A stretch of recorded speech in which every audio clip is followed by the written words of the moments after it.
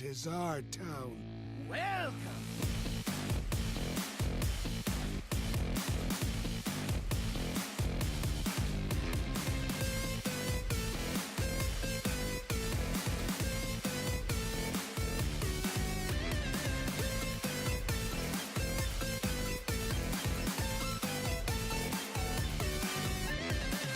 What's up, everybody? Welcome to episode 186 of Value Town.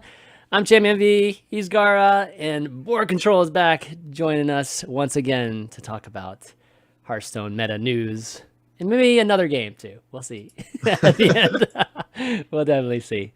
But how's everybody doing today? Or how's this week been for you guys? So yeah, this week was going well until today. We lost in HG, but top 12 still pretty good. I'm happy overall, but of course a little sad after losing today. Do you get anything for top 12? I mean, I don't know how the prize distribution is for global games.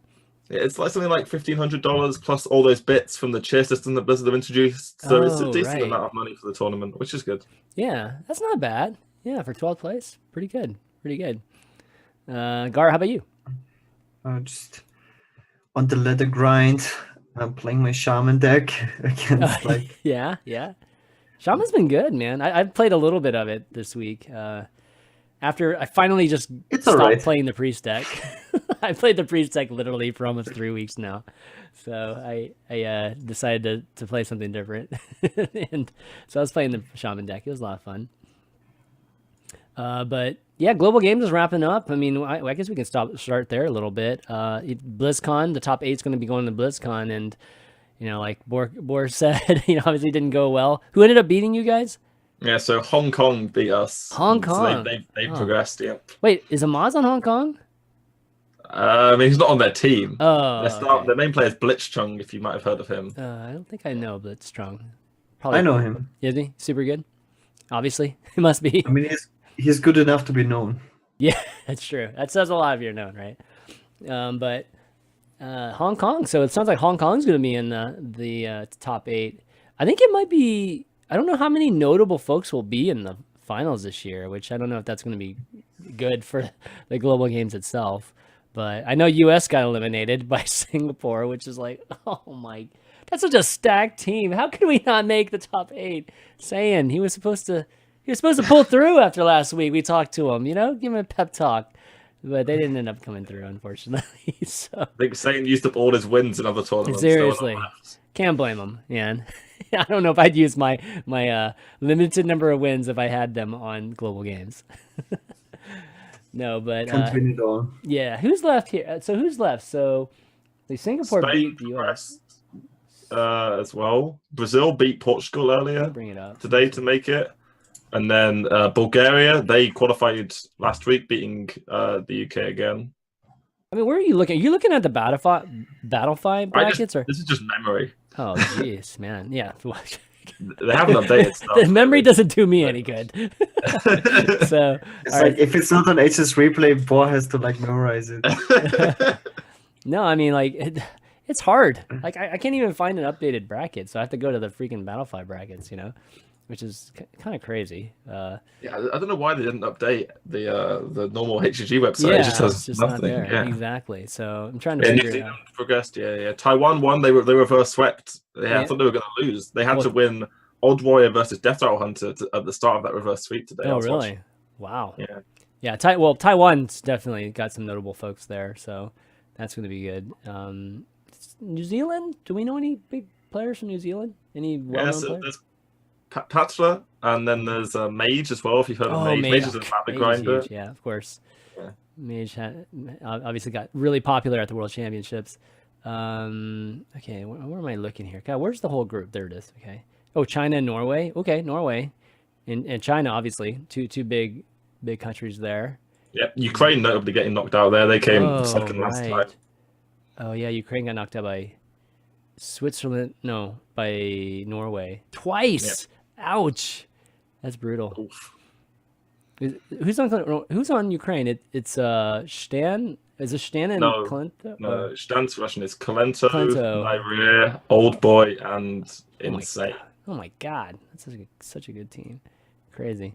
Okay, and then we got Spain and Brazil here. So we got South America and obviously Europe represented. And then lastly, we've got. So this is done now, huh?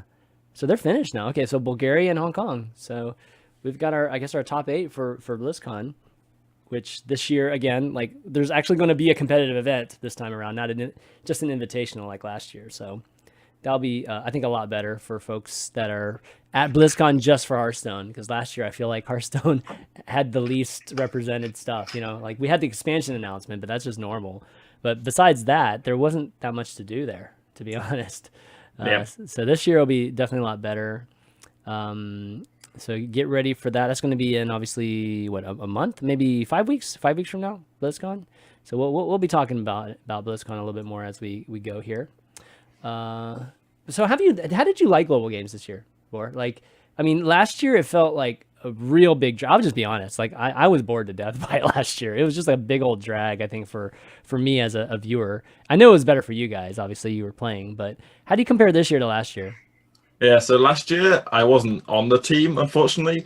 But just from a viewer's perspective, there was just way too many games, too many things going on. It was kind of boring as well. And then playing as well, the format was a bit flippy. You remember last year you had the 2 decks and you would pick one into a random other person's deck. Yeah. That was awkward.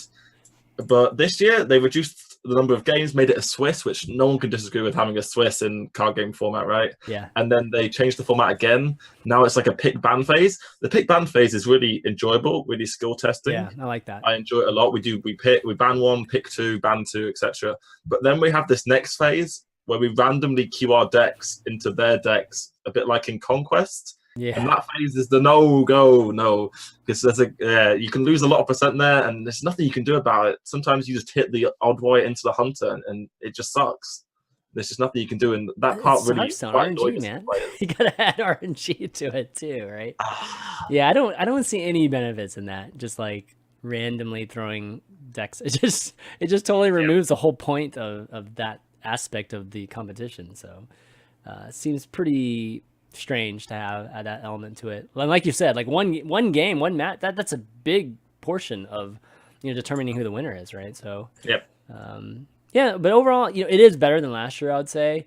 Definitely. I still think, I don't know, I still think it's like, I can't put a finger on it, like, but maybe it's just still too many games. I don't know. Like, Gaara, like, what do you think of the whole global games thing? Like, there's something that's not right about it, and I can't put a finger on it.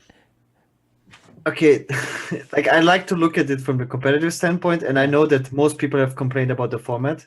Like Boar said, it's like the RNG aspect, because we have 2 polarized matchups in Hearthstone, and it's like if you queue your quest stroke, Odd Warrior or something like that, it's like, and you have to win. I don't know.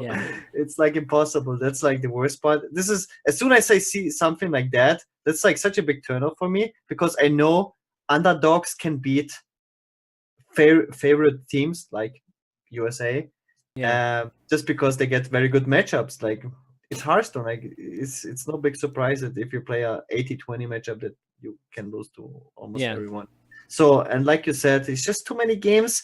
And I like to compare it to Overwatch League, because I followed the first season of Overwatch League and it was almost every day. Yeah.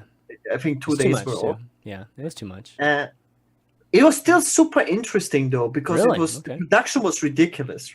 I think for Overwatch League, and like the pre-show was also, it was super fun to watch. I think there was a lot of hype.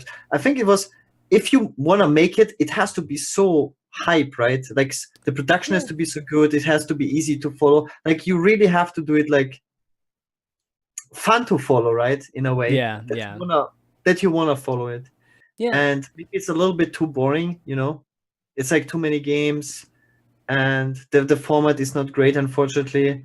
Like, you want to see the good people win, right, against like much weaker teams, right? Like, if this team is like 3 of the best players in the world, and they're playing against like very unknown players, I don't want to like discredit people that could be good players, but on average, the better team should win, right? Because they also like prepare probably a lot, have like super good strategy, and then you see them getting like destroyed by the RNG aspect of the matchups. That's why I don't like it. Like, as soon as I heard the format, I didn't want to follow it, because that will decide so many series. Yeah, I mean, I definitely agree with you. The format wasn't the best, but I don't know. I just think you're a little bit onto something when I think you said that Overwatch League was so hyped. Just every single broadcast felt like look. A good counterexample is there's like a lot of Chinese tournaments that are not even. It doesn't even do not have like an English host, but you see those funny clips, and they're just you just watch it. You don't understand it, but they do funny random stupid stuff, and you just watch it because it's super hilarious. Well, I mean, so you're talking about the energy. Yeah, sure. I mean, but I feel like that's because we haven't seen it before. Like if we saw the same thing every single week, then we might not react as much to it. But definitely the energy level in the broadcast isn't the same as like an HCT event for sure. And I don't know if it's because of the who's actually casting and hosting. It's not the same crew, obviously. But also, you know what? I kind of wish that there was just an element of a captain of the team. Like the captains of the team don't really play much of a role except for they're just called captains. You know what I mean? Like I wish there was a way to just like put somebody in the forefront and have them, have to play for something, like an anchor or something like that. There's an element to that so that we could get the notable people from each country to actually, kind of spearhead that, right? And kind of draw some interest to it. Because right now, like you could call out some countries and I have to actually think to, like when you said Ukraine, it's like, okay, I have to remember that. Okay. Yeah.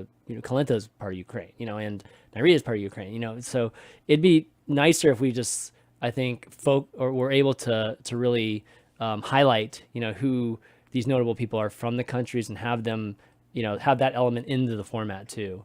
So, yeah, maybe if they could do that next year, have just a little bit more of that because, the team thing is cool. But at the same time, I think everybody has viewers and somewhat to society. One thing that I was watched over the weekend was this whole Tiger Woods thing. And like, Tiger Woods, everybody in the sports world just like wanted him to win, because he's just this magnanimous superstar. And I think, we kind of want a little bit, a tiny bit of that, I would say in Hearthstone. And we don't really have that, at least in this team competition, because it's just like, okay, it's about your country, and then like no individualism at all. So I think it's missing a little bit of that. They could probably try to bring that in, but we'll see how it ends. I think it'll be really cool to see if maybe a lot of Chinese fans show up at BlizzCon or something, or it's just one of the countries well represented at BlizzCon, and we see some crazy national pride at the at the finals. Yeah, definitely. Yeah, for sure. Okay, well, let's see. What else should we... Let's move on to some just kind of general news with Hearthstone. Maybe some things are going on. We mentioned the Tavern Brawl last week, right? That they were having the new one. And, I finally got a chance to play it because there was quests that made me play. I basically had to play 5 of them, right? For 500 gold. So, yeah, definitely played it. So I want to get your opinions. Which... Did you guys play it at all? And then which Death Knight was the best for you guys? Yeah, I played it a bunch. I tried some different Death Knights, and after losing to Mage so many times through, yeah, I was like, I was going to play the Mage. Me too. They give you so many 1 health guys, and it's like turn 1, they play a 1 health guy, turn 2, ping it. Oh, my face is frozen for the whole game. Everything's... Well, what I love is the Mage versus Mage, where nobody plays anything for like the first 5 turns, because nobody wants to have any situation that there's a pinged water elemental there. Yeah. God, that's so funny. I had the same experience too. Gar, how about you? Did you play it all? You didn't play it at all? God. I tried, what did I try? I tried Malfurion a couple times, and then I played, Paladin a few times. And like you said, I think I won 1 and I lost like 4 or 5. And just to mages. So I just said, screw it, I'll play mage. And I won like 7 in a row with mage. So yeah, I tried Uther. But the guy just has an ooze in his deck, and I was like, "Well, there goes my OP weapon." yeah. But Uther's nice because you have another win condition with Uther, right? So yeah. That's the one good thing about it. But I thought Malfurion was going to be good, and then all of a sudden I'm like, no, Malfurion sucks. Like for me, pretty bad here. So yeah, Gul'dan's decent as well, I think. Like, oh really? Okay, I didn't try him. Just I think he's a better version of Malfurion, basically, because there's just both hero powers in one, right? Yeah, that's true. I wanted, I haven't played Valeria. I wanted to play Valeria and see if just copying cards was okay. But the cards you get are just like random, right? Like just it's a different deck every time you play. So No telling what you're going to get from that. But anyways, yeah, Tavern Brawl's fun, guys. Just definitely play it, and I'm sure we'll be posting some stats on HS Replay or the Twitter account. So follow that HS Replay Net if you haven't already, because I know Tiago posts those. I think when does he post them? On Monday or Tuesday? Okay. Next thing. Oh, this is kind of like a random thing, but so there was an announcement that there's going to be a Hearthstone pop-up book. Or there is a Hearthstone pop-up book. No, on November 6th, that's going to be available. So, really playing on the lore of Hearthstone, I guess that's not World of Warcraft, I guess Reno Jackson and, just everything else. But I don't know. What do you guys just think of overall, just Hearthstone and lore and them building, different types of products and media lines off of it? Is this an official product by Blizzard, or is this like a fan made? No, it's made by God, I forget what the company's called. There's a company that's basically publishing it, but Blizzard's in on this partnership. So okay. Yeah. So I don't think it's like, oh, they got approval. I think Blizzard's actually a partner in all of this. So this is the first time we're seeing this, right? We've seen some comic books, right? We're seeing this kind of Overwatch element to it that they were, they kind of started with Overwatch. So we've seen a couple comics from Boomsday, and then we saw obviously the animation, like the short animation, and then now we're going to see a pop-up book. So yeah, overall, what do you guys think of this? Do you think there's even a future for this type of thing for Hearthstone? Like, will we be watching or reading comics of any of this stuff? I'm trying to think like how because Hearthstone originated from Warcraft. Yeah, World of Warcraft. It's totally the Warcraft. Yeah. At some point, and now how would you even make like a Hearthstone lore? I couldn't not even remotely imagine that. Like a story like this. They started doing these videos, right? Yeah. With the girl in the tavern. Yeah. But it's more like book related stuff. Man, it's so hard to imagine. More like just merchandise. Yeah. Definitely. I don't know if there's like very much depth to any of these stories yet. I haven't actually seen it yet. Maybe there is this like lore that we just don't know about for whatever reason. Because every expansion is so different from the other one, completely different team. Yeah. How would the story even look in Hearthstone? I don't know. And so the hero. Anyways, it's kind of curious, right? Like I'm not sure where they're going with that, but generally, I think Blizzard, Activision making, pop-up books and hopefully graphic novels and maybe eventually more movies. I think that's great. Like I hope they continue doing it. I just don't know if Hearthstone is the right IP to be doing it with or not. But anyways, it's hopefully something telling for the future in terms of them doing more of it.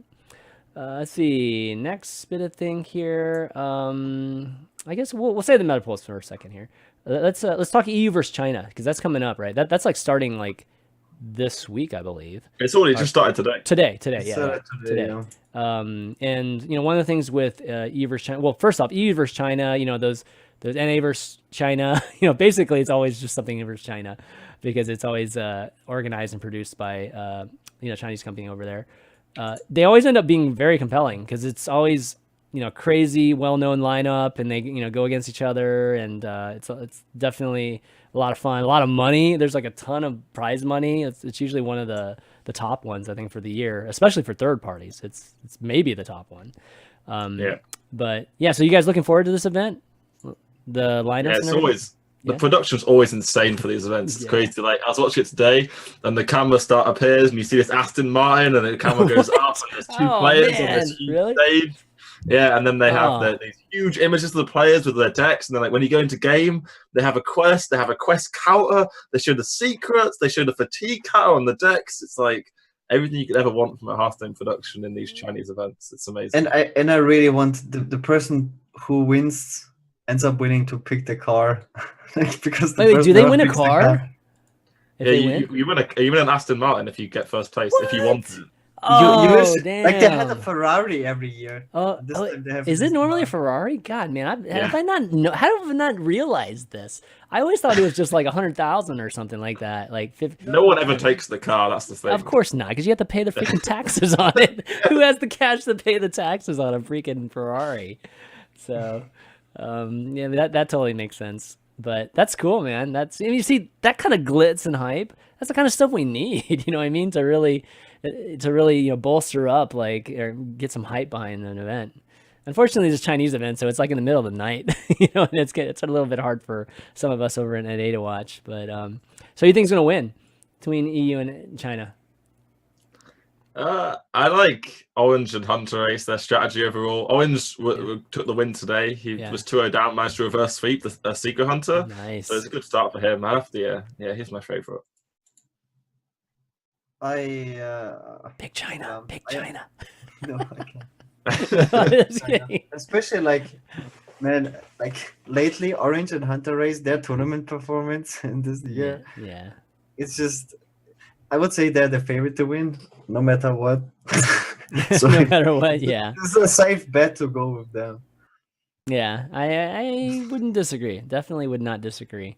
One cool thing too, by the way, guys, is that you'll notice that you were able to watch it on Tice's channel this morning, and that was like brand new. Like literally, Tice threw this together. I think within 36 hours, I believe. Yeah. And grabbed Gia and Nyria just to cast and be able to put it on a stream. So really awesome of Tice to do that, just because this is an event, like you said, super hype, super awesome to be able to watch it, and not having an English broadcast is definitely going to hurt people's or not make people really want to watch it. So it's going to be awesome to be able to watch it on the channel all the time. But so anyways, check it out, guys. Watch the VOD if you haven't. I'm going to definitely watch the VOD to see this intro, because I'm really excited to see this crazy start of the tournament. But what's the format again? It's like best of 5, but is there any special aspect to it? I forget, like in terms of banning and decks and stuff. It's just the normal stuff, best of 5 of the ban, conquests, standard stuff, and then just groups into, I'd imagine, single elim top 8. Okay. Cool. Good deal then. All right. So let's see. Next thing. I'm telling you, we're just gonna be moving through stuff today. There is a little bit of a slow week, in terms of just not much going on. Like no HCT events and not much. So let's talk about the meta. Like kind of like what we always do, meta pulse here. We can take a look at the rankings. Actually, let's go to the power rankings in the class popularity. So popularity wise, not too much of a change. I mean, Priest just continues to go up a little bit, tiny bit at a time, and then Paladin, pretty much the seller class at this point. Nobody wants to play Paladin anymore. And then Warrior, a little bit of ups and downs, but I think we're pretty much settling, in terms of like how people are playing stuff. A little bit of a change at the top. Sometimes it's like Warlock, sometimes it's Druid, sometimes it's Hunter. But I think those top 4 are pretty much solid at this point. So first off, I guess popularity. Any surprises with this? I mean, you guys think that one of these classes, should be higher, or surprised it's so low? I think the biggest change to last week was Rogue. I think Rogue was in bottom 3 in power rankings. And this week it's back to where it belongs. Yeah, Rogue was like 7, I think. Yeah, it was like number 7. But it was like 49 something at number 7, like look at those middle 5, right? They're all super close to each other. I mean, even like up to 2 to 7 are just 1.5% like off of each other. So it's very normalized. I mean, it's just placement more than anything else. But Hunter took the number 1 spot this week, which isn't surprising. Like, I've definitely been seeing a lot more of your Secret Hunter. It's mostly Secret Hunter, right? Yeah.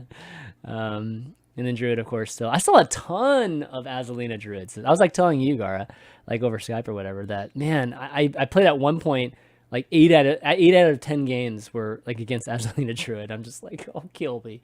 Just kill me now. Like, it used to be a lot of Manny Druid, but now it seems to be a Mill and Taunt Druid. And then Token was really popular when the new Dog Shovel came out, and then that started to drop off again because Evenlock was on the rise after Show got rank 1 legend with it. Right. So it seems to be like people just swapping around between all these Druid and War. Now we're back to Togwaggle. Yeah. Back to Togwaggle. So it's Yeah, you're getting all these games. I don't, if you're watching Twitter, somebody would post, "Oh yeah, I switched decks 10 times in this game, with this guy or whatever." It's like, Jesus, crazy. But yeah, a lot of that. I feel like just people are, I hate to say it, but we've kind of been in this meta for a while now, and people are just trying to play the most interesting deck. And I think Azalina and Togwaggles and like even the Priest deck. I mean, I think those are the most interesting decks right now, and it's Shaman deck too. Shaman deck's pretty fun too. But, there's not much that's very different, at this point. Unless Boar, I mean, you're definitely one of the innovators. I mean, anything you found like recently that's, maybe have a lead there in terms of coming up with something? The most innovative I've gotten is I changed some of the secrets in Secret Hunter because people were getting playing around the secrets a bit too much. Yeah. So we put in a couple of snipes. That gets the quest rogues when they play their Sonyas sometimes. Yeah. Gets the Dream Petal Florist from the Mildred. That's the best moment because then they can't combo you. It's fun when that happens. Okay. But, nothing really new with the deck archetypes. It doesn't even have too many minions to play into snipe. Yeah. Do you guys think that there is stuff out there though? It's just because there's just so many good.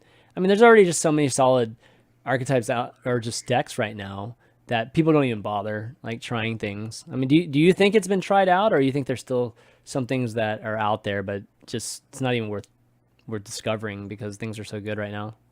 And there's decks like Mech Paladin really aren't that bad. Yeah. Not quite there. There's a couple of mechs away, maybe in the next expansion or something we could see. Just something with more attack, because all these mechs have such high health and low attack. They just need something that can hit face, really, with some sort of power. Like it's close, but I don't think it's just not quite there for Paladin at the moment. We have like these 3 strong archetypes, like dominant archetypes, which are like anti-aggro, anti-control, and aggro. And the most refined top tier deck of each archetype is too powerful. Like we have Questroke as anti-control and Togwaggle Druid, and to come up with like another anti-control deck that can compete with those is almost impossible.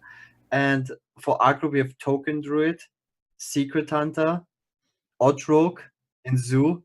And to have like an aggro deck that beats any of those is like almost it's impossible. And the same with anti-aggro. To have a better anti-aggro deck than Baku Warrior right now, like I tested so much, is also impossible. You have to play like a Secret Hunter, like which is like hybrid, and that's the problem, right? As soon as you build, like, let's say, Control Paladin, you just get demolished by Questroke and like even Hunter and like all of the decks, and that's why it's so hard. I was so shocked by the big priest that emerged. Yeah. I'm still not sure if that is actually a good deck, though. I think it is a good. You don't think it's a good deck, Boar? Rank 1 twice, but apparently it's only him doing well with the deck. I don't know. You don't like it, Boar? I think it's actually pretty good. It's not terrible at all. It has quite strong matchups where it can get the board is really, really good. But like I found that it's just too weak against the aggressive strategies. The Hunter, the Rogue, the Zoo, the Secret Mage.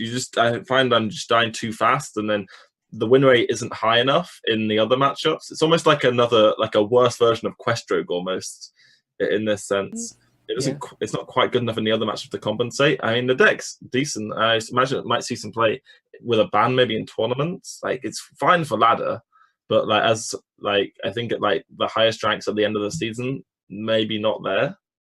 Yeah, I mean, there definitely your mulligans and what you start with are huge. It feels swingy, right? Like if you can get the Spirit Lashes with the Thalanos, then I mean there's a huge difference in how your games are going to go against more of the aggressive decks. But I don't know, it might be just the fun aspect of it that clouds me a little bit, because there's plenty of Lyra plays. There's when you get Zarek down, it's like definitely a lot of fun, and where to figure out how to when and where to play the Spellstones. It's cool, but I don't know. Like I definitely feel the dynamic aspect of the deck, and usually that's a sign that the deck is good. In terms of having enough breadth that people with a lot of skill can maneuver much better than other folks. So Asmo got #1 with it, but he still seems to be 2 times. Yeah, I mean, so I don't know if it's still a matter of how many games did you play with it, Boar? I played like 10 or 20 games with it. Come on, dude. 10 or 20 games is nothing. I mean, you gotta, 10 or 20 games. I lost like 15 out of those 20 games when I first played. Same. It took me about like 40 games to get how to play this deck. Yeah, so maybe it takes like a certain threshold to learn all the little lines, but that's definitely a lot of fun. So here's a question to you guys. You kind of laid out the 3 different types of decks right now, Gaara, and I think you're completely accurate with it. So is the issue that we don't actually have mid-range decks now, or like aggro now has been like it's like slid over a little bit towards mid-range, right? It's not like the crazy face decks that we used to have. So I mean, is a lack of a mid-range type of meta, where having some element of the meta be in the mid-range area, like a reason for the crazy polarization we have right now? It has like multiple reasons. But like I said, there's also no control decks. They I think the DKs kind of kill the control, and also archetype in general, just the infinite value. You play Rexa, you have infinite value, and I think that mid-range decks is just like we have like these hybrid decks that cover so many different matchups. Like let's say Togwaggle Druid, right? It is an anti-control deck, but it does so well versus mid-range decks as well, and it does well against aggro decks. And like the most anti-control deck in the game, which is Queststroke, does also well versus aggro decks. It's like that we have these ultra archetypes, like they just cover everything. Like these move your mic a little closer. Like the best anti-aggro deck that we have right now is Odd Warrior, but it only beats aggro, nothing else. And it sometimes doesn't even beat aggro. Like if you face against Secret Hunter, they play Rexa, you can easily lose to that. So I think the best decks in the game are just too strong overall. Like they should have a weakness. Like for example, Queststroke should lose significantly more to aggro than it does. Like it shouldn't even be a debate if Queststroke is favored versus Token Druid. If we think about it, like objectively, that's fundamentally seems that we even have to have the discussion who's favorite, Token Druid or Queststroke. Like Queststroke should get demolished by Token Druid, but unfortunately it doesn't. Because I think in that particular matchup, the problem is like Token Druid used to play Living Mana, and then you could just blow it out with Vanish, and now you can replay the Wisps and stuff. But we have 2 strong decks that should be nerfed. I think nerfs is definitely what we need in the game right now. We're not going to have any. But we're not going to have any. So that's... All right, let's talk about that. So, I mean, we talked about it a little bit last week. Saiyan didn't say too much about it because Saiyan's just a nice guy. So, but Boar, thoughts? No, I'm not a nice guy. No nerfs. No nerfs. Oh man, no nerfs until the expansion in December. It's disappointing. Yeah, it's not just about nerfs. It's just about freshening up the meta. We've seen the last. Wait, hold up. They confirmed it till next expansion, no nerfs. Well, they didn't say that, but I mean, there's no nerfs. I mean, they basically said they're happy with the meta, and I mean, they're watching, giggling, right? We went through this last week, so yeah, that's actually crazy. That I mean, if you think about it, that's absolutely insane. That's such a long time. Yeah, I mean, we were only a third of the way through this expansion. Like we're a little bit past a third now, so we're talking like a long time before we see some actual new changes in the meta. Unless somebody comes up with something brand new that shakes up everything, which I highly doubt.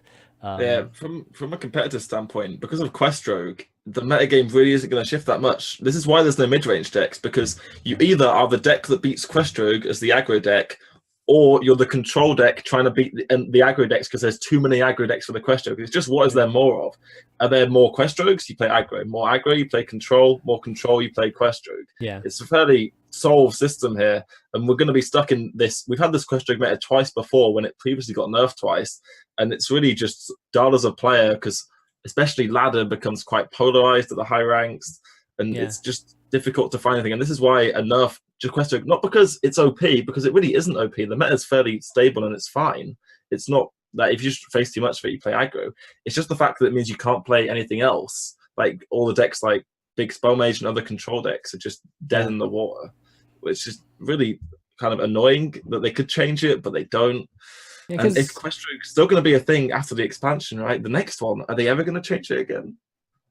Yeah. Maybe, I don't know. Maybe they'll sneak one in here before BlizzCon. I mean, I don't. Might actually be stronger than now. I don't think so. Most likely. Yeah. Any card basically that is decent for the deck will make it stronger.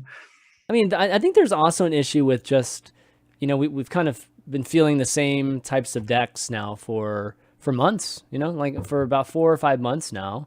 It's been a very balanced, you know, type of meta where we see all the classes distributed. So it's just remove Quest Rogue from all this. Like, let's just say Quest Rogue didn't exist, and we still had all these other decks that are going, that are going on here. You know, the next expansion probably won't change that much of this, right? Unless we actually add very, very, very powerful cards, like on the level of DKs, on the level of quests. So you mentioned Paladin. No, the mech Paladin's almost there. Let's just say we add a few mechs. Like, what is that going to do, for the most part? It's going to add, okay, that one deck, and, what else? So I guess my question to you is just that I feel like this year has been more of a, more, I would say from a power level, definitely less power, and I think starting off the year with Witchwood, I felt like that was a good thing, just to kind of dial back the power.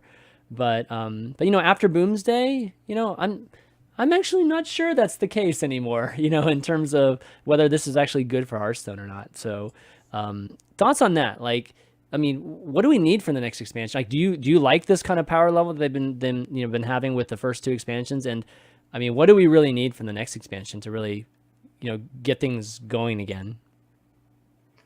I think they have to continue now with the power level because they committed to it. Yeah. If they would now do something like introduce DKs or something crazy quest, I don't know, like some new crazy effect, then they kind of wasted the last 2 expansions. Because I think that was the whole point of the last 2 expansions, to tone down the power level of cards for the next rotation.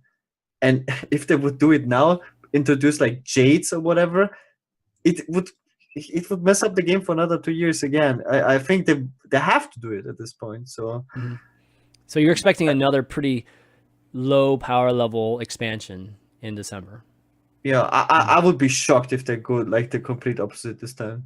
It doesn't make any sense. Like, why would you have like so low power level in the last 2 expansions and then go back to the whole broken stuff? I don't know. Like, but every time you expect something logical, they surprise us. Good and bad, right? I mean, it's kind of they've had surprises from both elements. How about you, Boar? Like, what do you think? Yeah, when we look at the current decks in the metagame and compared to that previous expansion as well, we have a lot of decks that are kind of based around their hero's Death Knight. So we have this Control Priest deck that hasn't changed in like expansions because it's just Anduin and the Mind Blast. And all I can really see future expansions doing is just adding to these decks. Like, there's not going to, unless they're printing some busted stuff, they're not going to create a new archetype for Priest, which isn't around controlling the board and having this Anduin as a win con, right? And then I see similar ways for like Druid. We saw Mildred got buffed a bit just rather than the Florist. This is all I'm really thinking that's going to happen is the existing archetypes, unless they're putting new DKs or something that can compete on the power of a Death Knight, they're just going to be slight improvements to these current decks, and we're going to end up with a very similar metagame, unless, of course, there's nerfs coming in. Right. So, you're basically saying cruise control until next year, right? Until the retiring of the DKs. And something that I predict, one card is that it's going to be a DK, because what they did in the last 2 expansion is introduce 1 DK. Like, well, not DK, but you mean hero card. Yeah. Okay, a hero card. Yes, it was Dr. Boom last expansion and Hagata the expansion before that. So I'm 95% confident they will introduce 1 hero card. Okay, so which one is it going to be? What class, guys? Not going to be for Warrior and not going to be for Shaman. We see how Gaara. Dr. Boom made the whole of Odd Warrior viable now. So if they could do that, they could do that for any class and just give them a new viable archetype, right? Yeah, it's a What if that's how to do it? Was insane for Shaman and Dr. Boom insane for Warrior, so any DK. So all of the, for the most part, right, every single hero has been control oriented, like long game value oriented, right? What if we get a hero that's like completely aggro oriented? Get it on turn 1, you play it on turn 1 or play it on turn 2. I mean, something different, right? Because if we get what if we have 9 classes with crazy huge value, long game type of heroes? That's terrible. Like that's very, very bad. So I think that we need something like that, right? Something completely different. I really like the hero card Thrall, because that card had a powerful battle cry, and its hero power really it's decent, but it's not ridiculous value generating every turn. That's more of an aggro oriented one, and that seems to be more of the theme that like I would like to see them go along with, where it's not just play this card and you have an extra card drawn for the rest of the entire game, and suddenly we're going to fatigue because of this one card, and if you don't draw it, then you can't go to fatigue, and it's a bit up in the air. I'd rather just see more powerful effects when they're immediately played and less long-term power on the cards. Okay, that's fair. That would be super cool. I wonder like how low you can go in mana cost. Like the Thrall was like the cheapest one. How would like 1 mana decay, 2 mana decay look like? I mean, it would have to like wipe the board, or at least, or put something on the board. 2 damage, right? really. It would have to put something on the board, right? And get a 2 damage hero power.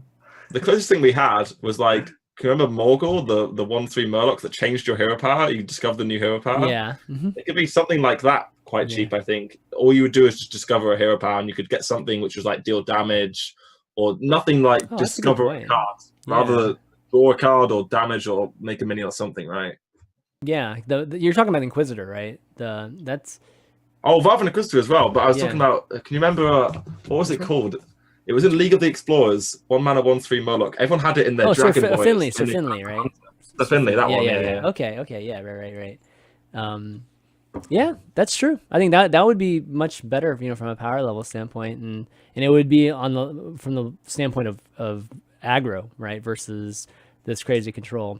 But I think you are right. They're going to come out with 1 hero per expansion from here on out, and kind of, I guess, slowly add that element to it. What class? I mean, I'm trying to think of what class really, really needs it. Probably Priest, right? Priest. I mean, they seem to be the most lacking in the type of decks that they can build right now. Yeah, maybe they could print a card which reduced their hero power to 0. That in theory, Priest is actually the most archetypes, like viable semi-viable. How? Like you have the top seed Turvy deck. What does that deck need to actually be decent? Most of the ability? Aggro not to exist. I mean that's like your classic combo deck weak to aggro. That's how life should be, right? That's the circle of Hearthstone life, right? It's supposed to be like that. Yeah. So or like Shadowwalk Shaman. I think Shadowwalk Shaman is a great example. If you someone mentioned, I think it was Casey. It is a deck with like it should be a guaranteed win condition. Like when you get to the point with 38 bad cards in it. Like every card in Shadowwalk Shaman sucks. Every Shaman's card sucks, but the win condition is ultra mega powerful. And that's how not like Torquaggle Druid, where every card is like best in slot in the game, and you have the best win condition at the end. Well, I mean that you're talking about like Baku decks and Gen decks too, man. It's a bunch of bringing back a bunch of questionable cards, but because the hero power is so damn good, it ends up being okay. Yeah, it should be a drawback. I know. I agree. I definitely agree. And and like the strongest deck like Quest Rogue and they don't feel like they have a big drawback. Yeah. Okay, well let's talk about take a look at maybe the top 5 decks in the last 24 hours here. And dude, there's one that like, wow, like the left one, I didn't actually know that this was going to bug. No, it's actually from what I saw, it's actually real. So I think maybe it's just this moment. So I don't know. There's definitely over 400 games on it, so somebody's playing it. But there is one really good guy. Yeah.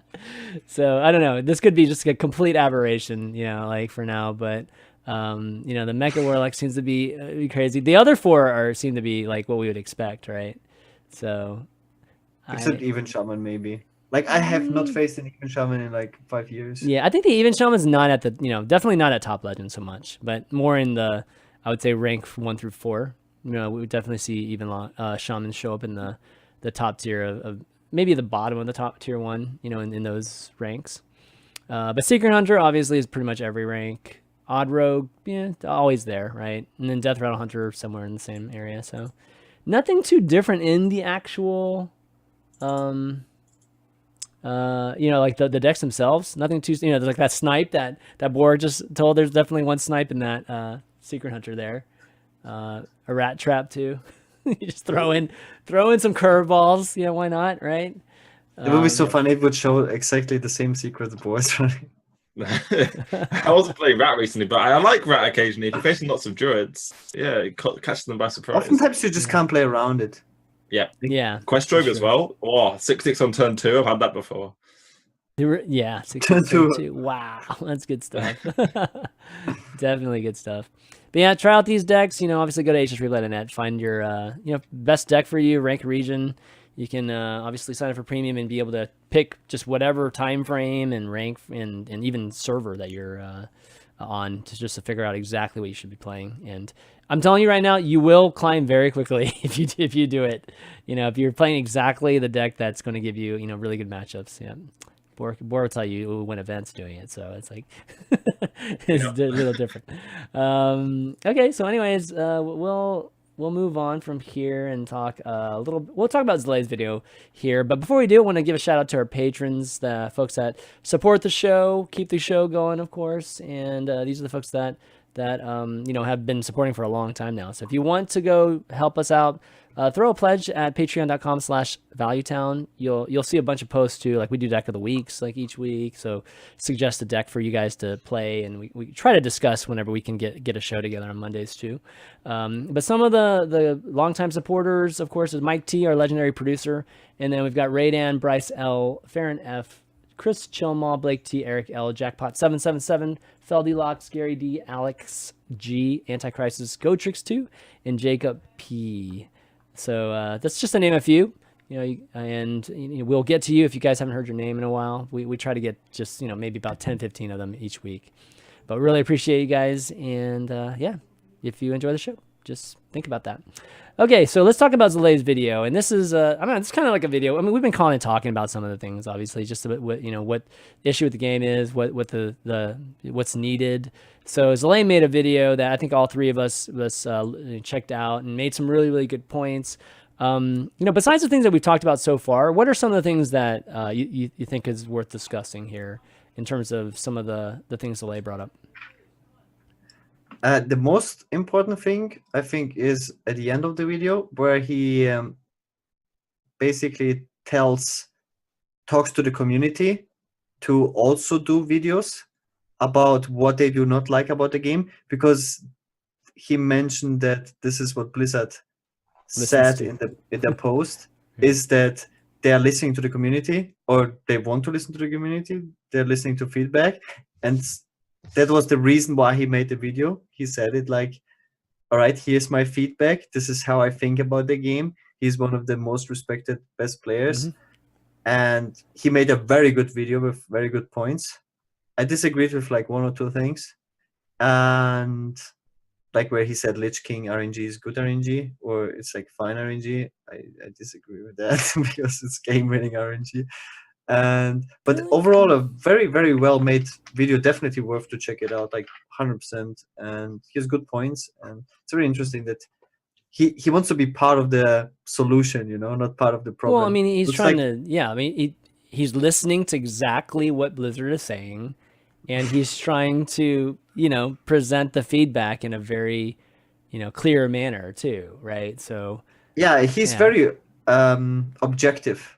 Like he's not just talking from his perspective, just generally speaking. And this is, I think, how you should make these videos.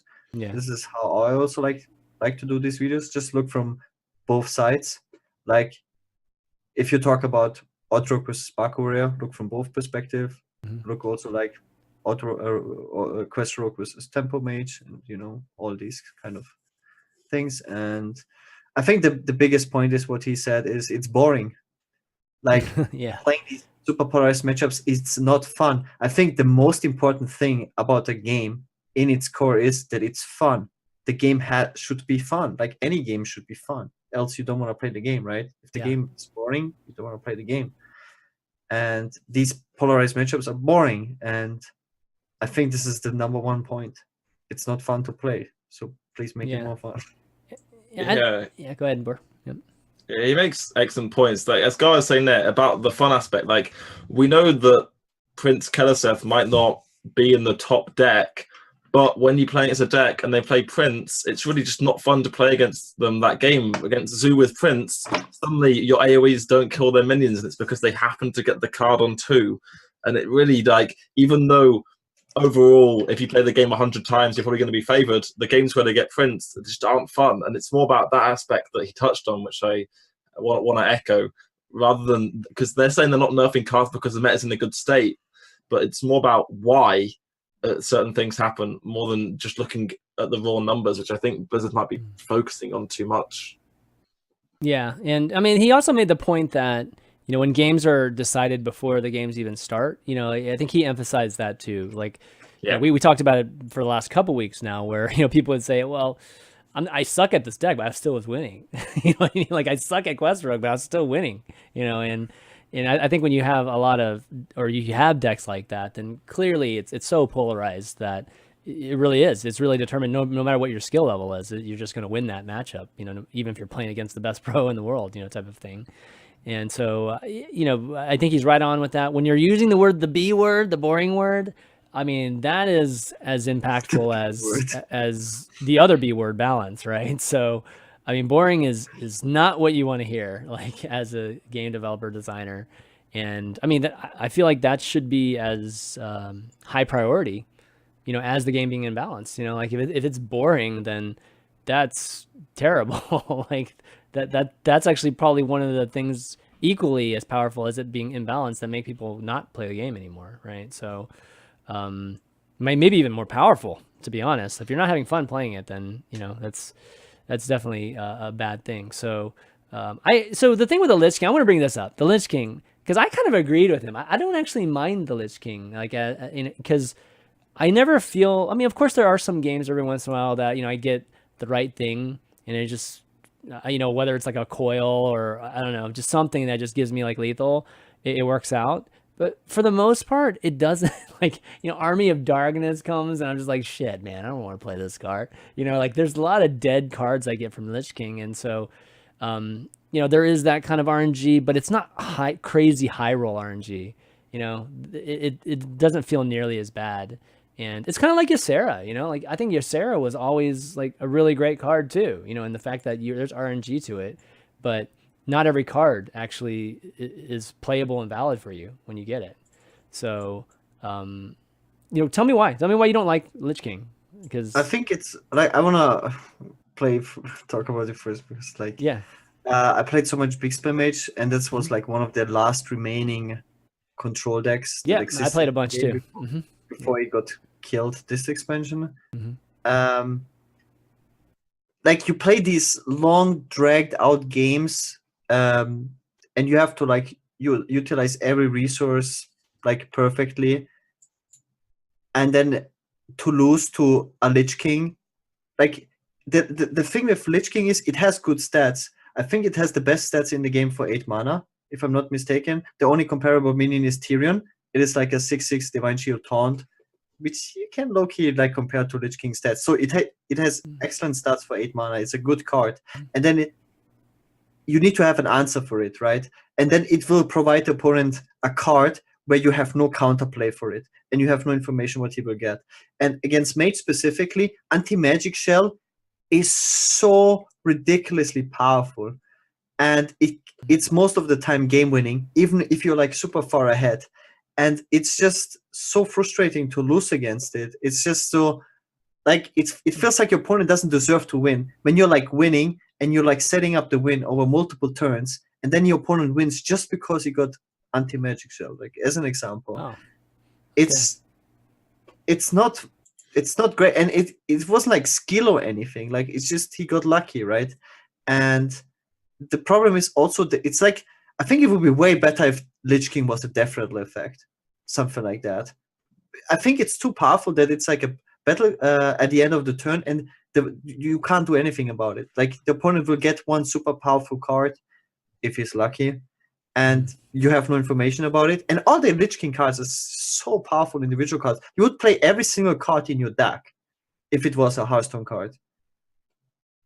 I don't know. So I haven't actually had nearly as many of that kind of experience with Anti-Magic Shell. Obviously, there have been games where it's just like, yeah, it's super great. But it hasn't been a consistent thing by any means. Like, I don't feel like I lose to that scenario very often. But that could be where I'm playing versus you. Boar, what do you think about Lich King? I think from Gaara's perspective, if you're playing the big spell mage, maybe it has the most impact there. Elsewhere, I think the card has a lot less impact, which one you get. There's like it kind of balances out over time. Maybe in a tournament where you have like you only play a guy once, and a certain card can be very swingy, but you can sort of play around like they're only going to get 5 damage max reach, so you can try and play around that. Then often they like there's only 1 death and decay for AoE. The doom impact is a lot worse because if they discard their deck, that's all right.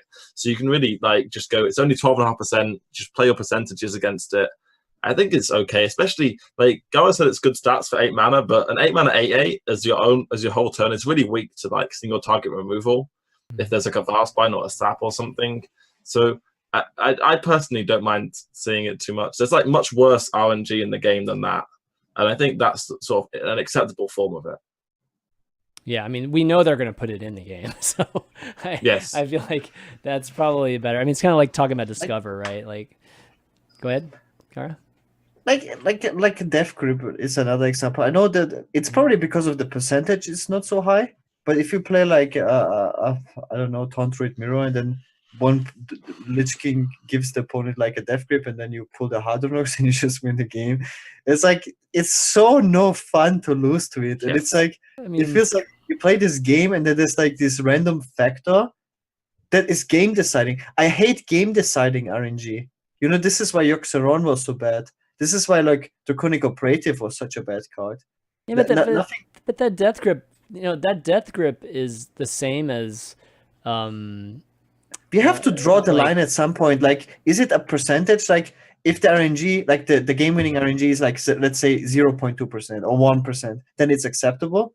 Or like, where is it? Like Ragnarok's RNG, but it's like a 50-50 coin flip. Is that acceptable? Like, what percentage are we talking? Because it is 100% game-winning RNG. You can get many cards in many situations from Lich King. Let's say get the Death and Decay against the Zoo deck. It's game-winning. Yeah, I mean, I don't disagree that each, so the Death Grip is like, having a Gnome Feratu in your deck, or something like that, right? Against a deck that relies on, Hydronox or something like that. So yeah, each of those cards are specific to probably some type of deck and their win condition, or just at least their general strengths. But you have to get it right. You know what I mean? Like and you have a 1 out of 8 chance, of getting it each time. So and another thing is, I think that these cards that have let's say Lich King has game-winning RNG. I think the cards need to have a drawback, at least like in stats or something, like Arthas. I think Arthas is a great example because it gives you like the Lich King cards, but the card itself has terrible stats. This is like a huge problem for a lot of cards in Hearthstone, that the base stat line is just powerful. Or you can just auto-include. Yeah, you can just auto-include these cards in your deck with no drawback. I think that's the issue. Well, I think counter argument to that is just that I think they have done weaker bodies before and people just don't play it, because the tempo and body size matter so much in Hearthstone. So we've seen it, right? We've seen we've seen like couple expansions like and that happen, right? And I think the worst example, the by far the worst example, because the actual text itself wasn't as powerful, is Grand Tournament.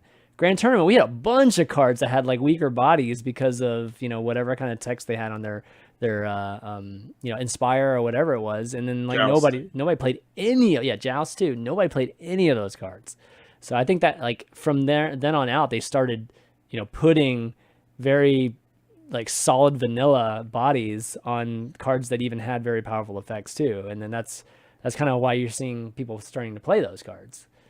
So it's tough, right? It's definitely tough to kind of balance that and because, you know, like the bodies, there's only a limit to like how big you can make these bodies. So there's not very many increments they can work with, you know, like 2-3 versus 2-4, or, you know, 3-3 versus 3-4. There's kind of a big difference between some of those, you know, and it's the difference between playing it or not playing it a lot of times.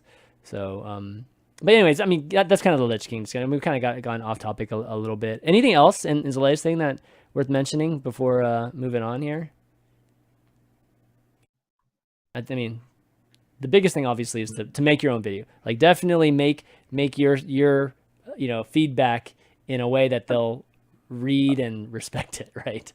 Another very interesting is, I think he talked the most about Mana Wyrm as an individual card. If you compare it to everything that he talked about, that it was always a problem, and it will probably always be a problem because it is the strongest basic one drop in the game, or the strongest early game in the classic set. So it will always be there, and you will always have Frostbolt because it's another basic card, and like Arcane Missiles and the Sorcerer's Apprentice. Like, the whole aggro package is always there. And you see throughout the history of Hearthstone, it always comes back. Like, in GVG, Tempo Mage was a thing. Like, now Tempo Mage is a thing. It's always a thing. And it's like, when you look at the classic set, how many decks do we have like that? And they nerfed a lot of the counters to it. Like, they nerfed the Vorax, which was like a very old school classic counter. You play Mana Wyrm, I play Vorax. And they nerfed that, so it makes Mana Wyrm stronger. And they rotated out, like he explained in the video, a lot of the strong early game that countered or could counter Mana Wyrm, like Hounded Creepers and Trog. We don't have that. This is why also Kalesev is even stronger right now. Kalesev is a very solid 2-drop, body-wise. Like, a 2-2 is solid right now. Like, because we don't have good 2-drops. People play like Amani Berserker sometimes, still just. We don't have good 2-drops, and like especially no 1-drops. So yeah, well, I guess the question is Tempo Mage, or is having Tempo Mage available such a bad thing? You should buff Mage in different ways and nerf Mana Wyrm, because because it's such a snowbally card. Like, they have the Mana Wyrm going first, you lose to it because it deals like 12 damage to the face, and we have that like for such a long time. I think it's just like a lot of stuff is overlooked. Very similar to Innovate. Like, Innovate was always a problem, and like, look how long it took till it got nerfed. It was many years. Well, I think it got nerfed because look at Druid right now. It's got so much power, you know, and it's like safe to nerf it now, you know, versus maybe before when it, you know, was completely reliant upon that kind of ramp power to, you know, to be viable. Right now, I feel like it's just the right timing for it. With Mage, I mean, we took away Mana Wyrm. I mean, the Tempo Mage would just disappear completely, and then what do we have left? We don't have anything left. Like, we have Jaina, you know, Mage, which isn't that great right now. Yeah, a lot. Yeah. Is Tempo? I mean, is Tempo Mage such a problem? I mean, I agree that it's always there, and in fact, like, I literally always play it at the beginning, like day one of every expansion, because I think historically it's always been good on day one of an expansion. But it is like somebody said in the chat here. It's like the face hunter of the past, you know. Like, it's always just kind of there. We know it's there, and we generally know how to beat it too. I mean, it's not like it's not beatable. It's very beatable. So it's not that hard to counter. It's just a matter of, I guess, does it throw off the balance of meta that much? I mean, we'd have no face deck if it wasn't for that deck. I think we had way better or way clearer weaknesses in the past. Like, a face hunter had very garbagey minions. You played Wolf Riders and Boar, Boars and Leopardnomes and stuff, and every class could deal with like a bunch of 1/1s. But the deck was still powerful. It was meant to target greedy decks. Back in the days, greedy meant putting Iseras and whatnot in your deck, and a face hunter just destroyed these decks. And like Zalae mentioned, a card like Mana Wyrm, almost no class can deal with it. That's a problem. Like, you shouldn't have like a face deck. Right now, Tempo Mage is the biggest face deck we have in the game, probably. Yeah, and it shouldn't have like super powerful board presence at the same time. It's very similar to like KLSF decks. Yeah, it's just not fun, and you can't really interact with it. It snowballs. It's bad. Like, if it would be just like a bunch of face damage like firebolts and frostbolts, it's a different story. It's just like a minion that sticks and just does too much, and it's too snowballing. It comes down to if he draws it or not on turn 1 or on turn 2. Boar, what's your take? You haven't really said much on this topic. I think the problem with Mana Wyrm would more be because it's classic. It kind of limits the spells they can put in Mage. Like, they can't really put in more cheap, good spells. Otherwise, the power of this card, like, because it increases its attack each turn, because it's a bit too strong. And one thing I've noticed as well is they've kind of gone off the trend of printing cards with +1 attack. We saw Undertaker, we saw Tunnel Trog. They've stopped printing those cards completely. So I wouldn't be surprised to see the card at some point get changed. It is kind of like, we've had Tempo Mage for how many ever years now. Is it time to say goodbye to this archetype with all these core cards and see it change? Maybe. I don't think the deck's ever been a problem deck, though. Mana Wyrm does have disgustingly high mulligan win rates compared to the other cards in the class, which is always a bit annoying when it's like they need this one card or they can't win, which is frustrating. But the deck isn't too powerful. It's like, I think it's fine at the moment, but maybe for future design they could change it. I don't really see though why they need to change it right now. No question, it's one of the most powerful cards in Hearthstone, though. Like, Mana Wyrm was up there, right, when Nixar did his brackets, and I mean, rightfully so. It's been the best one drop for I can't even remember last. Maybe Undertaker was better, but Mana Wyrm right now, at least for a long time, has been the best one drop. So yeah, I mean, like you said before, Gaara, it might be just a matter of time when it's the right timing for Mage, but I don't think the right timing is right now. That's for sure, because I don't think Mage would have anything. Like, the play rate of Mage would go down drastically. And then Quest Rogue, oh my god, imagine Quest Rogue without Tempo Mage. That would be god awful. Okay, well, anyways, definitely shout out to Zalae for making that, and calling on the community to express their feedback to Blizzard. But we've got a few questions from folks, email and Twitter. If you guys want to ask your questions in Twitch chat, we'll definitely be asking away because we got some time today. But Amaden, our regular, asks, is Team 5 wrong by not having a nerf round, even if everything is perfectly balanced? I think nerf rounds would revitalize the game between expansions, and for them to skip the nerf round would reduce interest for players. Yeah, so I think we already answered that. Yeah, I agree with everything you said. I totally agree too. Even just anything, just change it a little bit, and see what happens. Even if it's, to be honest, even if it's for the worst, I think that change generally is still better, like overall, than stagnant balance. So, yeah, it'd be nice if they did. Okay, we got Kasai from Twitter asks, okay, here we go. Here's some talk about non-Hearthstone stuff. What do you think about Stansifka, Savitz, and a lot of MTG Pro player statements about Artifact being the best game they ever played? I thought Blizzard, I guess, would react to Valve's effort, but it doesn't look like it is the case. Tournament mode, I guess, being canceled. All right, so I guess, have you guys played Artifact? How about we just start off with that? Like, have you guys played Artifact? I played some of it. Okay, so I played some of it too, and I play it every day. We're the lucky ones. You plays it every day. Okay. Every day. So as much as I can. Yeah. As much as I can. Oh, jeez. It's all I do. Okay. So, all right. Is Artifact the best game you've ever played? So for that first question, I guess Stansifka and Savitz making that kind of statement, I guess, according to him. Do you guys think it's like the best card game? Like, is it significantly better than, or is it better than Hearthstone in your opinion? That's a big difference if you say card game. Like, I think the best game ever made was Vanilla WoW and Burning Crusade. That's like, you can't top that. They probably haven't played it. I think some Sivka haven't played it. Haven't played WoW? They haven't played it. No, they have not played WoW. Oh, okay. Like whoever played the first 2 years of WoW, they know this is just the best I played game vanilla ever WoW created. like a lot. Yeah, it was. But the second best game I ever played is Artifact. Wow. Seriously? Yes, absolutely. Oh my god! Wow. Okay. Yeah, it's super good. Man, how about you? I looked at it. It is Mr. Yagud said he played 200 hours. He can't wait to stream Artifact. Echo said the same. Strife Crow mentioned it today. It's like absolutely crazy.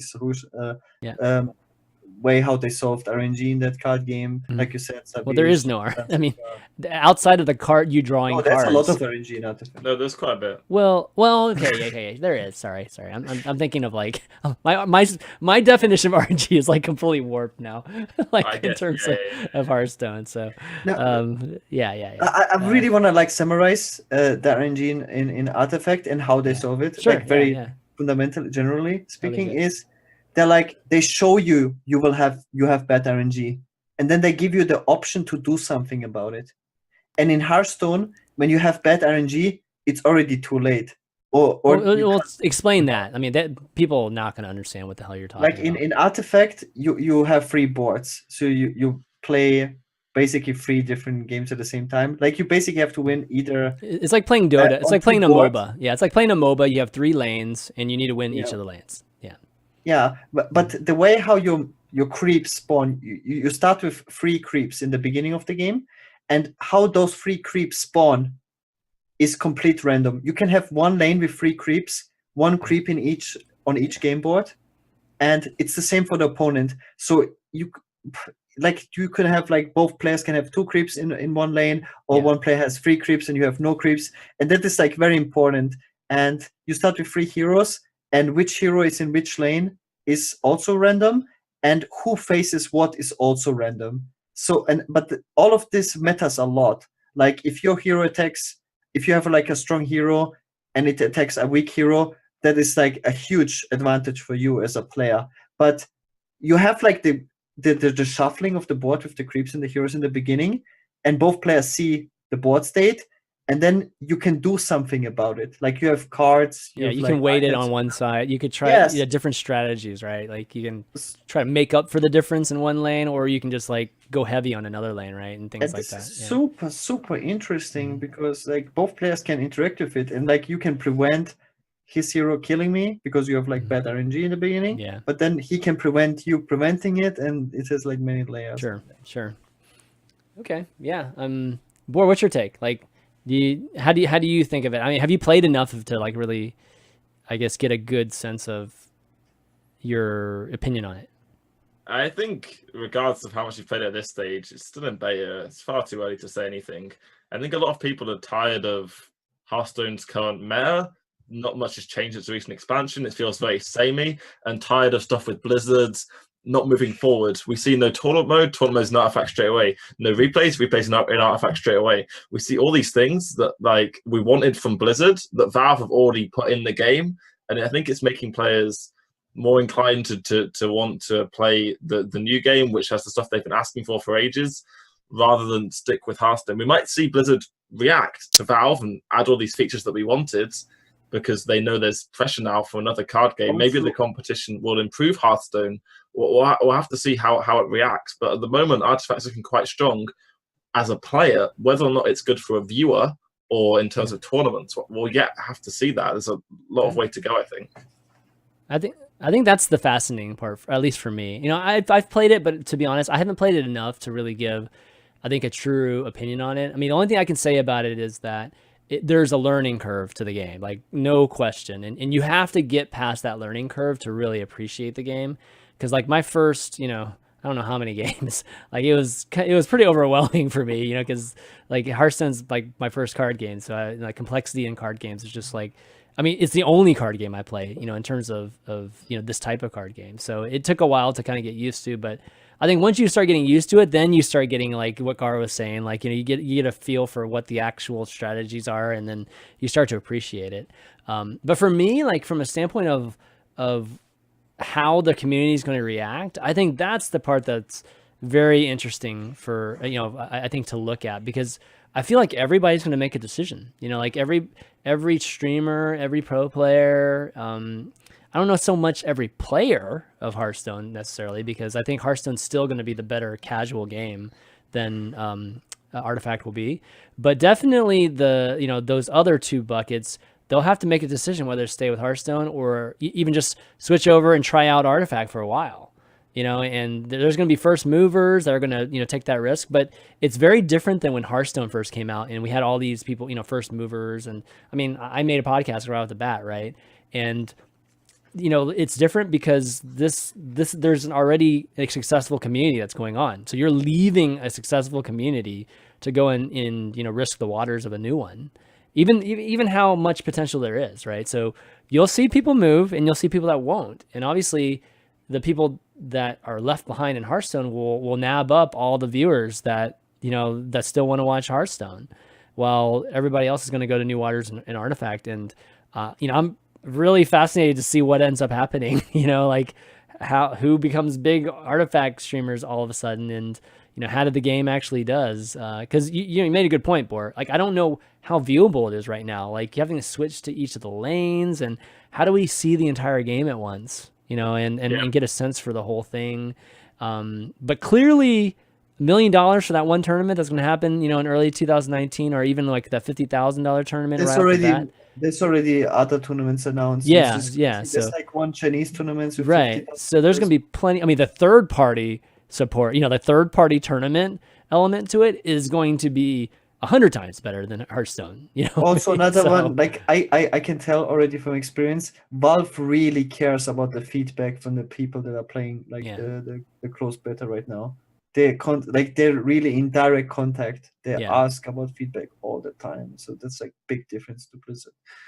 Yeah. So like the competitive scene, sure, I think that's going to be right off the bat, they're focused on it. They're working on it. It potentially could be just better off the bat. Prize money will be better.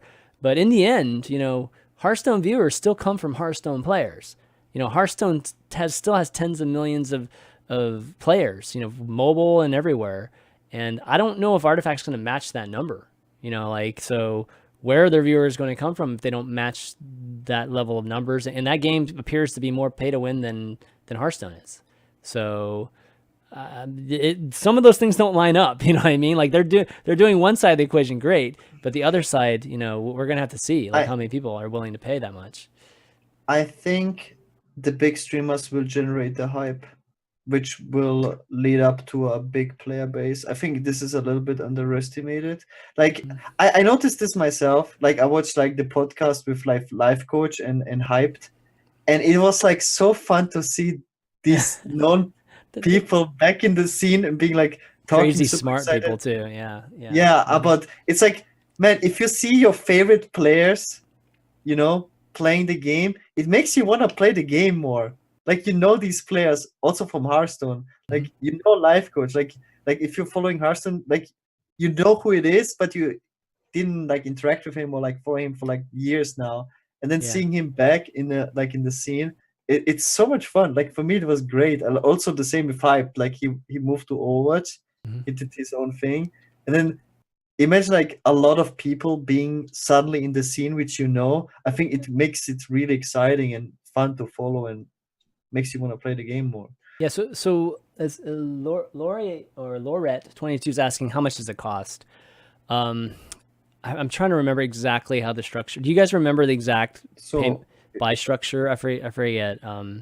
So the original game is $20, and you get 3 basic decks, and with I don't know how many heroes you get.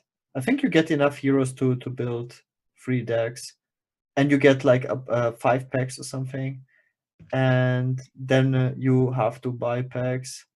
And I don't know if it's I know like the price of the pack in game, but I'm not sure if that is announced yet. Probably it's not announced yet. So I don't think it is. Yeah, but you have to buy the packs, and I don't think there's going to be any type of weightedness to it. Like it's just, if you get repeats, you get repeats, right? Like it's not going to be like Hearthstone now, where you can't get repeat legends, right? Like for the most part. So but yeah, up front you're gonna have to pay $20, and you know, $20 is nothing. You know, $20 is literally nothing for anybody that plays Hearthstone right now. But I think over time, like you're gonna have to keep buying cards because I think they're just gonna keep coming out, right? Like new cards are just gonna continue to release, and you'll have to keep buying packs for them. But yeah, so you know, I think a lot of people talking highly of it. You know, the open beta is coming up pretty soon, and you know, no question it's going to impact the Hearthstone community. I think it's just a matter of like how much it does. You know, like you know, which again, there's going to be some big shares that stay with Hearthstone, and I mean, a good number of them will stay. So yeah, I mean, I'm hoping that both games do well. You know, what I'm the most excited about is to see how much these big streamers can have an impact on like the player base. Yeah. Like I really want to see that, like if like people like Crip and Savage Dog, like really big streamers, they really enjoy the game, and how much that will translate into like an actual player base. Well, it's not going to be just Hearthstone play. I mean, if I, you know, it's going to be like Dr. D is going to be playing it, and Ninja's going to be playing it on day one, and I mean that kind of level, yeah. I mean, you know, that we're talking about, you know, millions of people at that level, right? If it's just purely the Hearthstone streamers, that's not enough. That's not enough to even move the needle. Like if you're talking about, you know, mobile is huge. The mobile like playership is you know what puts you know Hearthstone on the map in terms of like the number of people playing the game. What put Fortnite to the stratosphere, you know what I mean, is like availability on mobile too. You know, like having 300 million, you know, versus like 100 million or whatever it is. So, I mean, I think that artifact on mobile and how it does, and there is no free to play win aspect or free to play aspect of it, guys. Like there's no virtual currency in the game. So you can't earn stuff like that. So you have to actually buy stuff. But Valve doesn't really approach their games like that, right? No, they never do. Like, I mean, I think what Dota and Counter-Strike, but they're like super highly successful games, at least also well-respected games from the esports standpoint. They for sure, definitely are. Yeah. They must be like making money.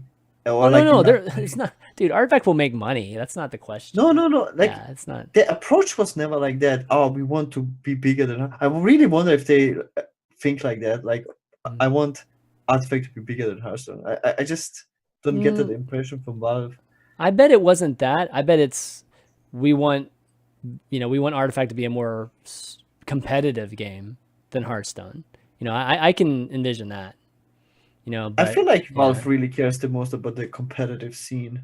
Yeah, like, for sure. In any of their games. I mean, you can even tell, like, you know, even during closed beta, right? I mean, you know, they definitely were molding the game from a competitive scene, you know, with the things that the team was doing with even the beta testers.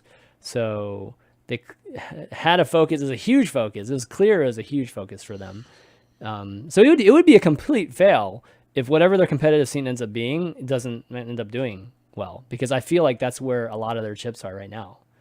You know, like tournaments have to be good, you know, have to be successful. And, you know, I think that we'll have to have a time where there's actually viewers that don't play the game necessarily, but love to watch it. You know, can we get to that point, you know?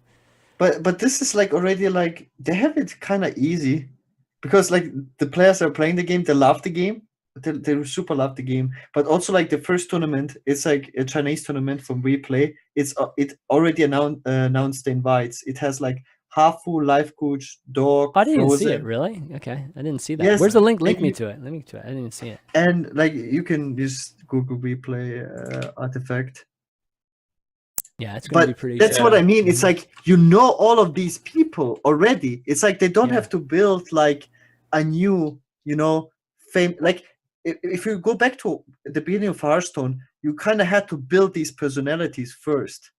Like it started off with, what was it? They didn't build anybody. What do you mean? No, they didn't like, build anybody. It just naturally like grew. Yeah, but it took time.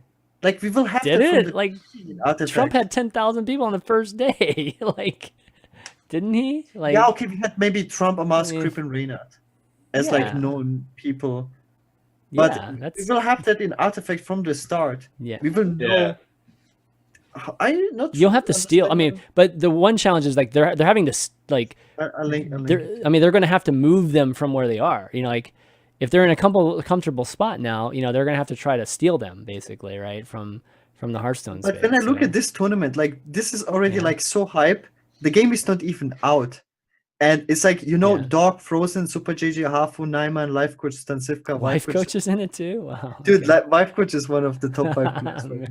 I'm not even joking. She's super good, right? Yeah, that's what I've seen. I haven't seen the leaderboards recently, or the results recently, but man, that's crazy. But it's like, you know, all these people, like they're all famous people also from other games. It's like, well, some of these people have been, watch. Like I wanna watch that tournament. Like I mean, some of these people are definitely already the best in the game right now. So yeah, who's Honey?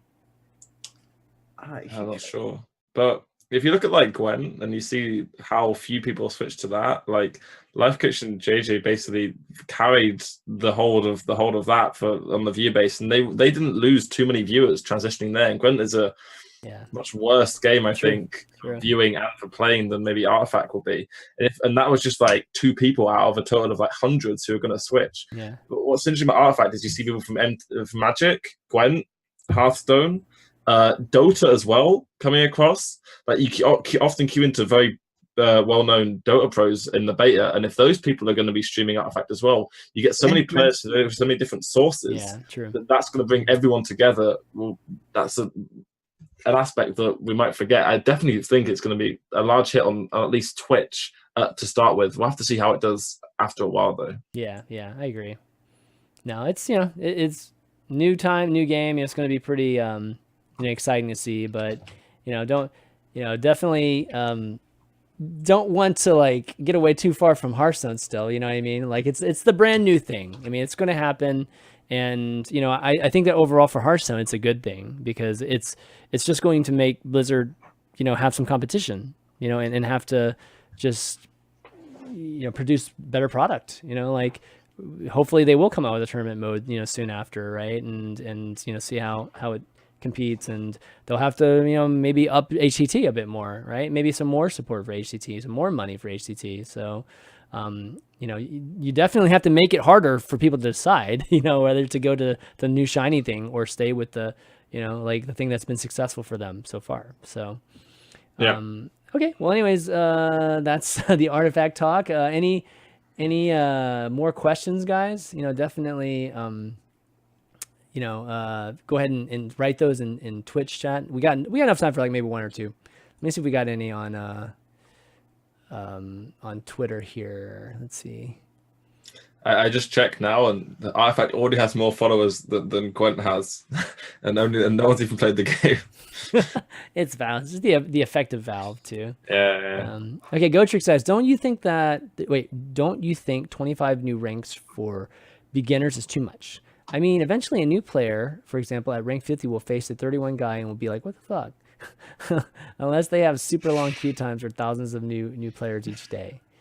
I mean, I think that's probably a good point, but I think the rank 50 to 26 is probably like 50 stars at most. You know what I mean? It's if you play a rank 31 guy, from rank 50, I mean, it's probably not the end of the world.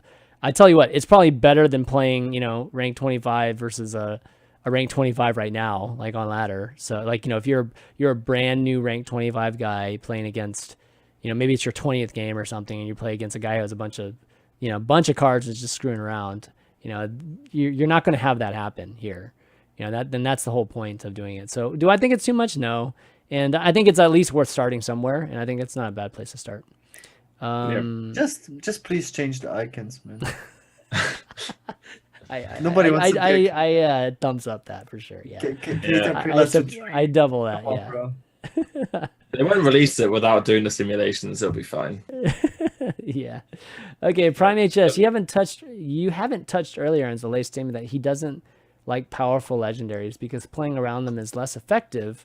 What do you think of that? Would you rather have a higher probability of facing broken cards than having one-ofs? Okay. Didn't you recently tweet from HS Replay's account about the win rate of of rarities, and like legendary cards have like a 4% higher win rate than all the other cards, which I thought was interesting. I believe so. Yep. And Yeah. I mean, is that too much? Oh, what were you saying? Is that too much of a higher win rate? Oh, is that too much? Legendaries. I mean, that's the point of getting them, right? I mean, this is a business too, guys. I mean, it's like, the harder cards to get. I mean, we have to get people to buy packs, and I mean, Blizzard has to get people to buy packs, and so the legendary cards, they should be powerful. But 4% sounds sounds.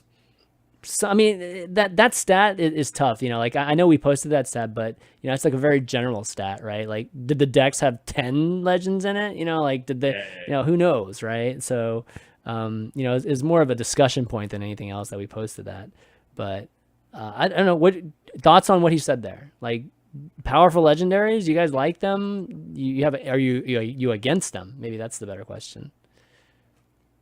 I'm curious what Boar has to say about it. I find it most interesting, his reasoning for it is that oftentimes, like, he does plays, like he decides to do plays very similar to how I do it. Like there's a probability of the opponent having certain cards in certain turns, like a very clear probability, and oftentimes it's not worth to play around one-offs just because the chance is higher that they don't have it than when they have it. And he said, like, so many times he loses because they don't have it. And I wonder, generally speaking, because a lot of smart people are playing Hearthstone, especially on the high-level Hearthstone, how many people lose like that, just because they do the mathematically correct play, and then they just get blown out by the one-offs. That's why I'm so curious about what Boar thinks about it. Maybe it happens to him as well. It's kind of interesting with the cards, because Zalae in his video was commenting on Sunkeeper Tarim as an example, and like it's kind of like, it's almost like you don't want to have a card so powerful that you're just like, well, I just can't ever play around this, let's just pretend it doesn't exist, because then you're not really playing around the card if you never think it exists and never play around it. You're just always doing the same thing regardless. You'd rather have them on a power level where you can make a choice and be like, I might play around this, I might not, which is where we are with a lot of legendaries. They aren't too powerful. You're like, I can play around the potential of this legendary spell doing something OP to an extent, and I think that's fine. Just maybe some of the legendaries might be too strong. Like this phase, I remember when there was the old Raza Priest, and whenever they had Anduin, you could never play around it. It was just pointless because they would win anyway. And you don't want to have that scenario where you just never play around a card because it's too strong. I definitely would say that. Mm-hmm. Yeah. I mean, those are two different examples. Tarim and Anduin are quite different.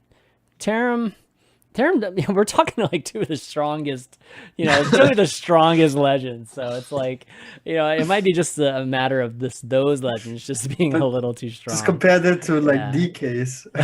Yeah. Player on exactly. Zena. What am I supposed to do? Yeah, I think they're just generally. I mean, we have our share of bad legends too, right? So it's not. I can't say we can generalize it to legend. It's.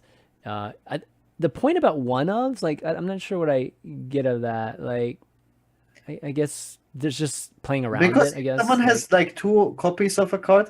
Like, he rather has people have 2 Sunkeeper Terms, from what I can tell. It's just like, then you always play around it.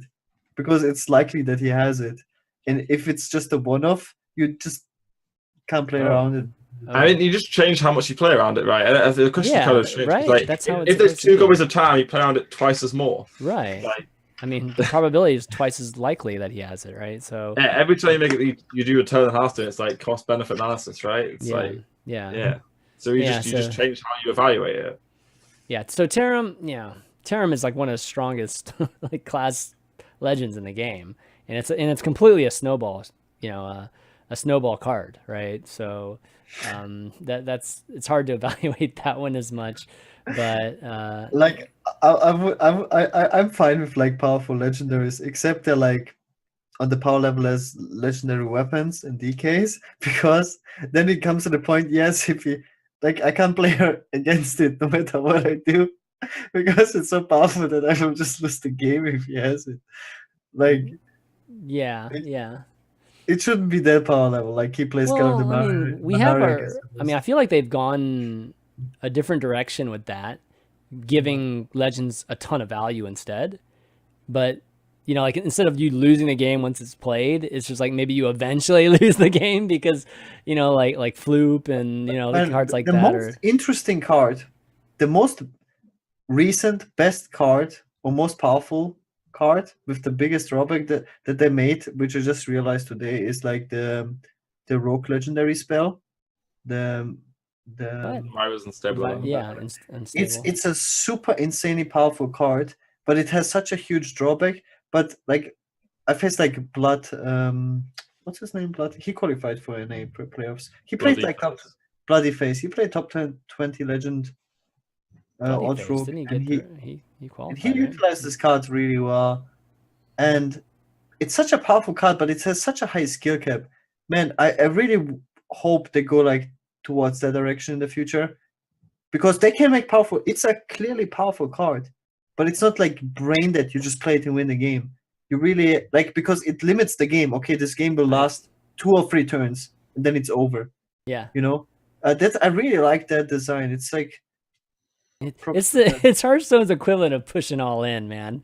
That's exactly what that is. So you just shove all your chips in. It's like, let's go. If I can't win here, I'm dead. Like in the next 4 turns or 5 turns. Yeah, I think super powerful cards need to have more drawbacks. I hate these, like, it's just insane card, no drawback, just play it, right? Like Kalasev.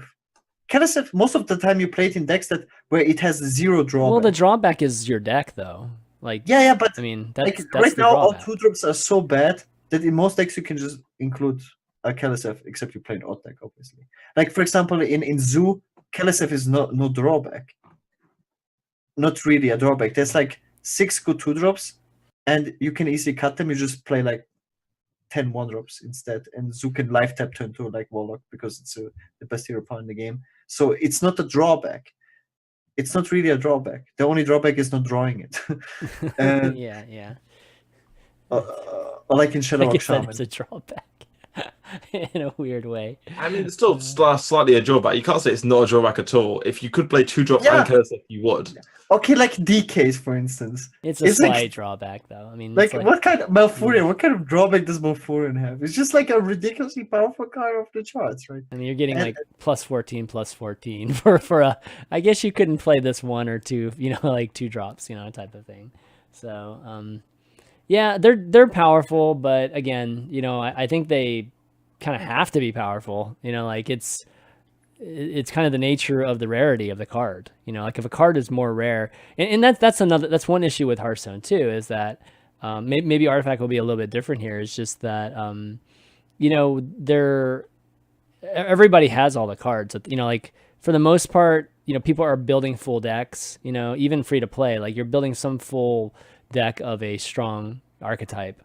And for all the pro players and all the people that are high on ladder, I mean, we just have all the cards. Like we have all the gold that's built up, or we just buy it. We just like pay the money and buy it. So the whole rarity aspect of it, like there's not really, it's not rare in the game. We see these cards all the time, but at the same time, it's like that's how they make money, right? Like they need us to buy a bunch of packs to get these cards, or else they're not going to make as much money.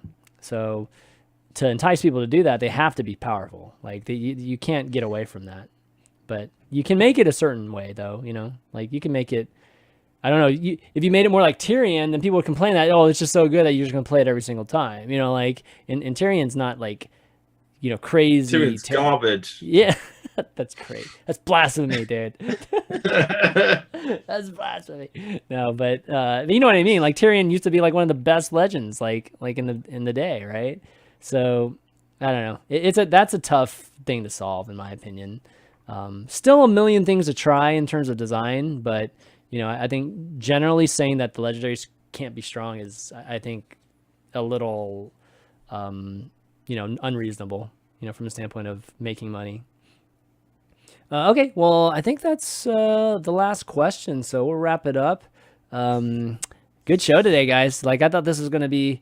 That we were gonna struggle, like actually, like filling stuff this week, just because it's been kind of a quiet week. But you know, I think we more than enough had more to talk about than expected. So, of course, has a lot to do with Boar, our guest, being on the show, being such an awesome guest. So, thanks for coming on again, man. Do you have any shout outs you want to do right now? Yeah, shout out to my team, Fate to Karma, pretty much, and follow me on Twitter at BoarControl, on Twitch, BoarControl HS. Yep, streaming tomorrow. Nice. And that's all. That's BoarControl too, of course, right? Twitch. It's BoarControl HS on Twitch. Okay, yeah. See, yeah, I'm stuck with the HS there, unfortunately. Yeah. Oh man, you better think about that HS. Yeah, who knows? Like, but yeah, definitely check them out, guys. Gaara, how about you? Shout out to my team, Tempo Storm. Yeah. Shout outs to Valve. I love you guys. Thanks for letting me play Artifact. Oh my god. After you complaining for so long, you know how many like streamer giveaways Gaara was entering to try to get a beta code? Oh man. Oh, that's so funny. Can't wait to be part of the community. Oh my god. Thanks for Boar to coming on the show. I'm just streaming tomorrow as well. And yeah, depending on how we stream, maybe I host Boar. Or the other way around. Yeah, I think he streams always till midnight or something. Yeah, definitely. That's why. So yeah, good show. I had a lot of fun. Yeah. All right. Well, yeah, thanks everybody for watching. Thanks to you guys for doing the show today. And just as usual, you can follow us on Twitter at ValueTownGG, and all of our Twitters down here, of course. You can follow hsreplay.net at hsreplaynet. Valuetown is the hsreplay.net show. So I just want to make sure you guys know that. And you can find the VODs on youtube.com/hsreplaynet. And you can find our audios on all the big audio channels. So iTunes, Google Play, Spotify, and SoundCloud.com/ChanmanV. Just search for Valuetown or search for Hearthstone. You'll find it. Leave us a review if you enjoy the show too, because it helps folks find the show if they're looking for a great, Hearthstone podcast on the way to work. But that's going to be it, guys, for this week. So for BoarControl, Gaara, and myself, ChanmanV, we'll see you next week.